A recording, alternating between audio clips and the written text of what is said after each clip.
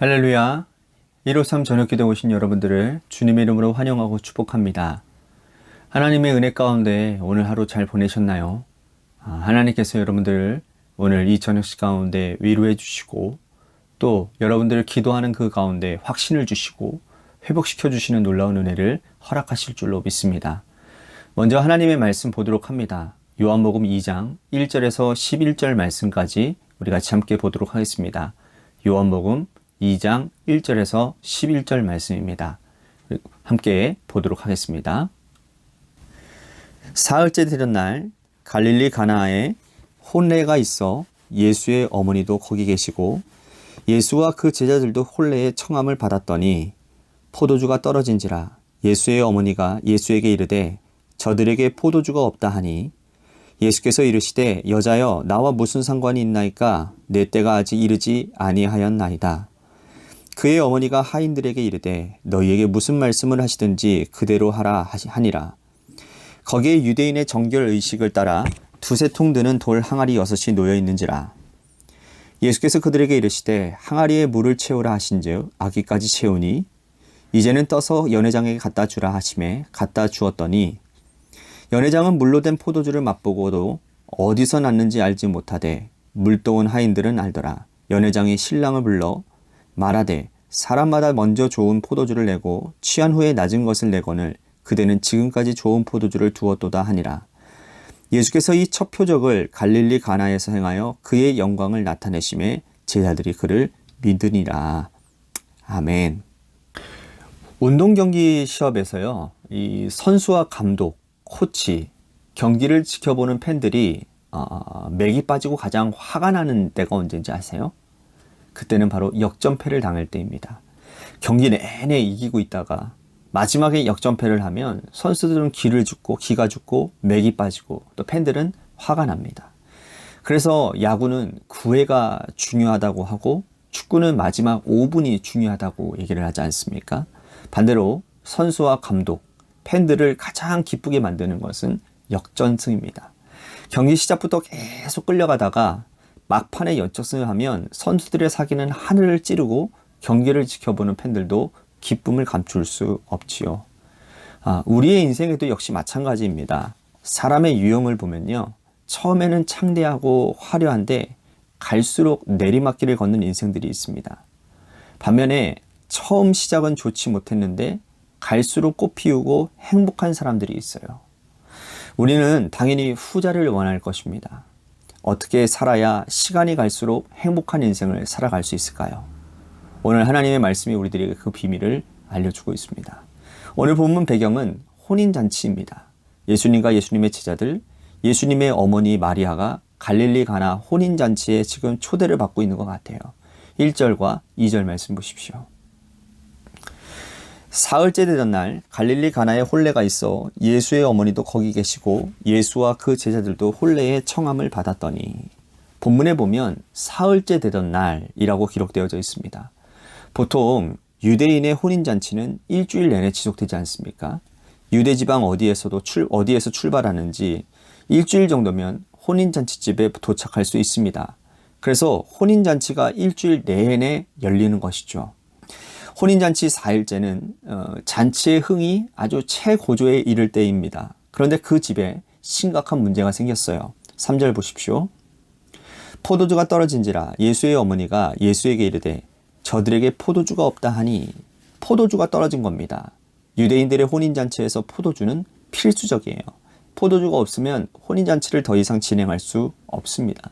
예로부터 내려오는 혼인잔치 풍습은 포도주는 흥을 불러일으키는 중요한 음료가 되었기 때문이라는 거죠. 그런데 그 중요한 포도주가 사흘째 되던 날 떨어진 거예요. 아직도 닷새가 남았는데 말입니다. 포도주가 떨어져 버렸어요. 성경에서 말하는 포도주는 기쁨을 말합니다. 우리의 인생에 창창한 여정이 이제 막 시작이 되어지는데 기쁨이 사라집니다. 이제 막 결혼하고 신혼의 단꿈에 젖어서 있는데 가정의 기쁨이 사라졌어요. 어떻게 해야 됩니까? 어려운 취업 관문을 통과한 청년들도 기쁨도 잠시 직장생활의 기쁨이 사라지고 없습니다. 매일 출근한 것이 고역이고 견디기가 어려워요. 이럴 때 어떻게 해야 됩니까? 그런데 우리는 딜레마에 빠지지 않는 것은 이 집에 예수님이 계셨다라는 거예요. 우리는 예수님을 모신 인생에는 기쁨의 포도주가 사라지지 않을 것을 우리는 생각합니다. 그런데 현실은 그렇지가 않아요. 예수님 믿는 가정이라도 신앙생활 열심히 하는 믿음의 백성이라도 기쁨의 포도주가 떨어질 수 있다라는 겁니다. 신앙생활 잘하고 주님 잘 모시고 있음에도 불구하고 포도주가 상실될 수 있다라는 거예요. 어떻게 될까요? 예수님의 어머니 마리아는 이 문제를 가지고 주님께로 가지고 나옵니다. 아들에게 포도주가 없다라고 말을 해요. 그 후에 마리아는 하인들을 불러놓고는 예수님께서 너희들에게 무슨 말씀을 하시든지 간에 그대로 행해야 된다라고 단단히 일러줍니다. 드디어 예수님이 하인들에게 이렇게 말씀을 하십니다. 7절과 8절 말씀 보십시오. 예수께서 그들에게 이르시되 항아리아의 물을 채우라 하신즉 아기까지 채우니 이제는 떠서 연회장에게 갖다 주라 하심에 갖다 주었더니. 이 말씀이 단순해 보이지만 여러분 여기 있는 하인들의 순종과 선택이요 굉장히 믿음이 좋다라는 것을 알 수 있습니다. 선택은 하인들이 한 거예요. 잔치집에 포도주가 떨어지는 것은 하인들에게는 비상 상황입니다. 포도주가 떨어졌으면 하인들은 선택을 해야 되는 거예요. 각자 양동이를 들고 집 밖으로 나가서 온 동네방네 다니면서 포도주를 구해 오든지 아니면 마리아가 말한 것처럼 예수님의 말씀에 순종하든지 양자택일을 해야 되는 겁니다. 포도주를 밖에서 구해야 될 것인지 예수님을 통해서 구해야 될 것인지 이 둘 중 하나 결단해야 된다라는 거예요. 하인들은 예수님의 말씀에 순종하기로 결단하지요. 그리고 더 어려운 순종이 남아있는데 예수님께서 돌 항아리 6에 물을 가득 채우라 하시고 이제는 그것을 떠다가 연회장에게 갖다 주라는 겁니다. 이게 어려운 거예요. 이거는 보통 믿음 가지고는 되지 않습니다. 아니 불가능하죠. 여러분 하인들은 이게 맹물인 걸 알고 있잖아요. 갖다 주었는데 연회장이 여러분 맛을 보고 화를 내면 일자리가 끊어질 뿐만 아니라 너의 목숨까지도 끊어질 수 있는 상황입니다. 그럼에도 불구하고 하인들은 주님의 말씀에 순종했다라는 거예요. 여러분 우리의 인생에 포도주가 떨어지면요 기쁨의 포도주를 밖에서 취할 것인지 주님께 나와 엎드릴 것인지 선택은 우리들의 몫이에요. 하인들이 만약 밖에서 포도주를 구했다면 남은 5일치간의 이 잔치를 채울 만큼 풍족하게 구해지는 못했을 것입니다. 하루 이틀 지나서 포도주가 또 떨어지면 그때 어떻게 할 것인가요? 여러분 우리의 인생에 기쁨의 포도주가 떨어졌을 때 세상에서 기쁨을 찾으려고 한다면 그건 오래가지 못합니다. 친구들, 물질, 자녀, 세속적인 성공 그곳에서 기쁨을 찾으려고 한다면 결코 오래가지 못합니다. 여러분 다 경험해보고 아시잖아요. 하인들처럼 주님의 말씀 앞에서 순종으로 기쁨의 포도주를 여러분들은 채워가셔야 될 줄로 믿습니다. 연회장에게 맹물을 갖다 주었는데 놀라운 역사가 일어났죠. 9절과 10절 말씀 보십시오. 연회장은 물로 된 포도주를 맛보고도 어디서 났는지 알지 못하되 물 떠온 하인들은 알더라. 연회장이 신랑을 불러 말하되 사람마다 먼저 좋은 포도주를 내고 취한 후에 낮은 것을 내거늘 그대는 지금까지 좋은 포도주를 두었다 하니라. 연회장의 말이 중요한 겁니다. 사람들은 처음에는 좋은 것을 내고 시간이 갈수록 낮은 것을 낸다라는 거예요. 이게 세상 사람들의 삶의 방식입니다. 여러분 세상 사람들의 삶은 어떻습니까? 처음이 화려합니다. 결혼하는 첫날, 직장 출근하는 첫날, 그때가 인생에서 가장 기쁘고 즐거운 날이에요. 그런데 날이 갈수록 기쁨의 포도주가 사라지는 겁니다. 그때 어떻게 하겠습니까? 하나님 없이 사는 사람들은 잠깐 찰나의 그 기쁨을 만끽하지만 공허함이 있는 거예요. 늘 공허해요. 그 공허함 가운데서 그것을 찾다 보니 어떻게 되느냐? 중독이 되어지는 겁니다. 그래서 알코올 중독이 되기도 하고 도박 중독이 되어지기도 하고 하여튼 간에 여러 가지 중독이 되어지는 거예요. 그러니 여러분 그 허무한 가운데 어떤 그러한 생산력 있는 삶을 살겠습니까? 그냥 마지못해서 사는 인생을 산다고 얘기하는 사람들이 많이 있지 않습니까? 여러분 근데 내면이 채워지면 그렇지 않아요.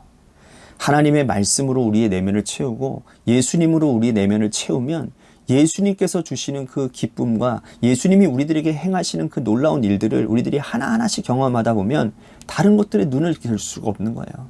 왜? 이것이 영원하다라는 것을 알기 때문에. 마르지 않는 샘물에서 흘러나오는 그 생수의 강을, 생수의 그 기쁨을 누릴 수 있기 때문에, 그것을 경험해 본 자는 세상에 눈을 돌리는 것이 아니라 주님께로부터 오는 그 놀라운 평강과 기쁨을 누리려고 애쓴다라는 것이죠. 여러분, 그런데 하나님의 말씀을 순종하고 따라가는 사람들은 그래서 갈수록 복된 인생이 되는 거예요. 경기 막판에 역전승하는 것처럼 우리의 인생의 마지막이 더욱 복될 거라는 거죠. 날이 갈수록 행복한 인생을 살기를 원한다면 여러분, 오늘부터라도 말씀에 순종하시고 엎드리시고 주께서 어떤 말씀을 하셔도 그대로 행하시기를 바랍니다. 그 결과 맹물과도 같은 우리의 인생이 기쁨의 포도주로 변화되어지게 될 줄로 믿습니다. 오늘 말씀을 생각하면서 우리 같이 기도했으면 좋겠습니다. 하나님, 언제나 지켜 보호하시는 주님, 사랑을 의지하며 매일 말씀을 구하오니 우리를 은혜로 인도하여 주시옵소서라고 오늘 말씀을 생각하면서 우리 같이 기도했으면 좋겠습니다. 우리 교회를 위해서 우리 같이 기도했으면 좋겠습니다. 하나님께서 세워주신 몸된 교회가 하나님이 주시는 기쁨으로, 하나님이 주시는 평화로 충만한 교회가 되도록 인도해 주시옵소서. 우리 교회 안에 사랑이 넘치는 교회 되게 하시고 하나님의 마음이 감동되어지는 곳에 손과 발이 가는 그런 교회가 되도록 인도해 주시옵소서라고, 또한 온 성도들이 함께 연합하여 목사와 성도가 하나 연합하여 하나님의 아름다운 일들을 행할 수 있는 그런 교회가 되게 해달라고 우리 같이 교회를 위해서 기도했으면 좋겠습니다. 또한 재개발 가운데 놓여져 있는 교회를 위해서 여러분들 기도해 주시고요. 또 한 가지, 여러분, 우리 육신의 질병으로 고통당하시는 분들 많이 있습니다. 우리 홍영렬 지사님을 위해서 여러분들 기도해 주시고요. 또한 김재현 지사님을 위해서 여러분들 기도해 주시기를 바라겠습니다. 또 한 가지, 우리 고3 수험생인 한유진 학생을 위해서 기도해 주시고, 마지막으로 여러분들의 삶의 자리와 여러분들의 자녀들을 위해서 기도하시다가 이 시간 돌아가시기를 바라겠습니다. 노래 끝날 때까지 함께 기도하며 나아가도록 하겠습니다. 기도하시겠습니다.